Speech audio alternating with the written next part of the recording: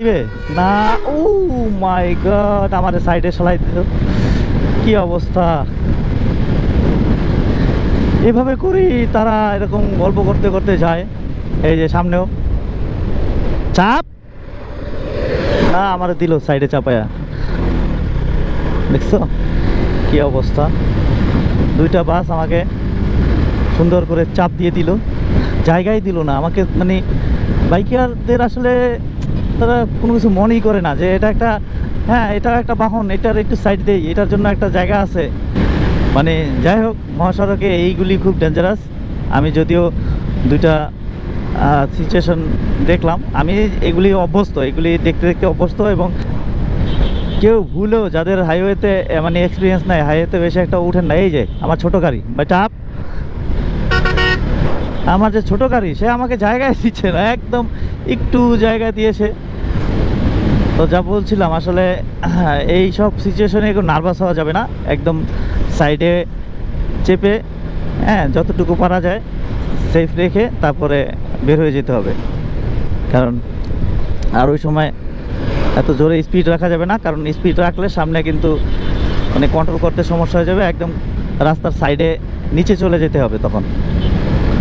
আর যদি স্পিডটা কম থাকে তো দাঁড়িয়ে থাকলেও আর কি অন্তত নিচে তো পড়লাম না, মানে বিষয়টা এরকম। মামা তুই তো আমারটা যাইতে দিবি না, তো এমনভাবে ওভারটেক করে। আর এই রাস্তায় মানে রাস্তাটা যদিও সরু, তেমন একটা প্রশস্ত না, যার কারণে কি করবে, গাড়িও ওভারটেক করতে হবে। ওভারটেক করতে গেলে এই জায়গা থাকে না, বিপরীত পাশের মানে কোনো গাড়ির জন্য জায়গা দিতে পারে না। এটা একটা প্রবলেম। এটা আসলে বলবো না যে গাড়ি ড্রাইভারের দোষ, কারণ একটা গাড়ি যখন সামনে স্লো চলবে, পিছনের গাড়ি তো চাইবেই তাকে ওভারটেক করে উঠে যায়। তো ওই ওভারটেক করার মানে যে জায়গাটা সেইটাই আর কি, মানে এই জায়গাটা তেমন না, এই রাস্তাটা তেমন একটা বড় না, যার কারণে ওভারটেক করতে গিয়ে মানে বিপরীত পাশের যে গাড়ি আছে তার বিপদ ডেকে আনা হয় এই রাস্তায়। ওই যে লাভি বা তুমি সাইডে জায়গা দাও মামা।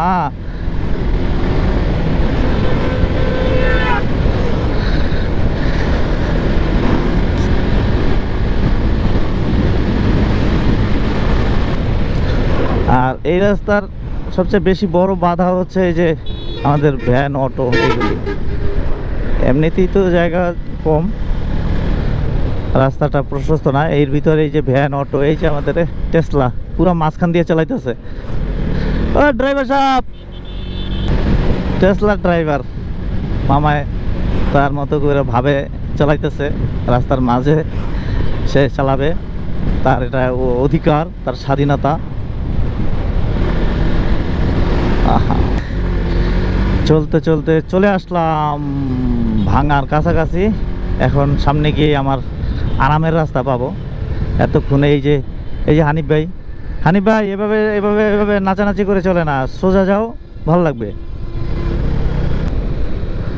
প্রিমিয় তুমি কোনো কাজ হবে না, সামনে তোমার টেসলা আসতেছে, তুমি প্রিমিয়, তুমি তাদের জায়গা দাও।